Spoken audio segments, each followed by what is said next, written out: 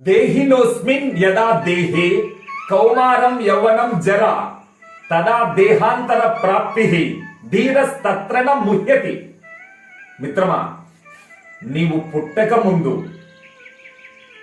నేను పుట్టానంటే పుట్టింది దేహం, మరి దేహం దేహి ఈ రెండింటిని ఎప్పుడు విభజన చేస్తావో విశ్రాంతి పెళ్లిపీట వేసి కూర్చోబెడుతుంది.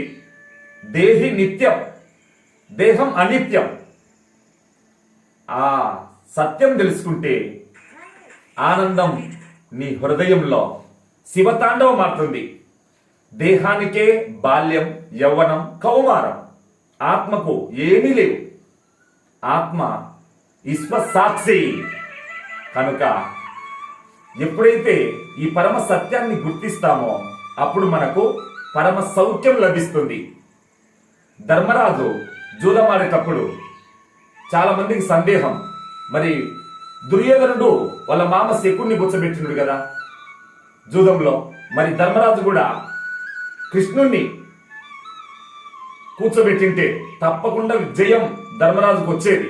కానీ ధర్మరాజు ఏం చేశాడు ఆ సమయంలో? కృష్ణుడు ఈ సంధి రాకూడదని ప్రార్థన చేశాడు. కృష్ణుడు రాకూడదు అని ప్రార్థన చేశాడు. ఈ పరిసరంలో అడుగు పెట్టకూడదు అంటే నీ భావం నిర్బంధన వల్ల భగవానుడు రాలేకపోయాడు. ఎందుకంటే యద్భావం తద్భవతి.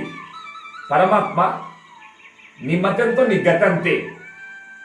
మరి ధర్మరాజు అంటే భావించలేదు. మిగతా నలుగురు భీమార్జునులు, నకుల సహదేవులు ఉన్నారు. వాళ్ళైనా కృష్ణ పరమాత్మ రామమ్మను కాపాడని వాళ్ళు ప్రార్థించలేదు. మరి ద్రౌపది మాత అయినా ప్రారంభంలో సభలో ఉండే వాళ్ళనే కోరుకున్నది తప్ప సర్వాంతర్యామి అయిన పరమాత్మను ఏడుకుందామని ఆ సాధ్వీమణికి కూడా తట్టలేదు. చివరికి భయంకరమైన బాధ కలిగినప్పుడే ఓ భగవాన్ సర్వాంతర్యామి హృదయేశ్వర అని దండం పెట్టింది. అంతే, ఆపద్బాంధవుడిగా ఆదుకున్నారు.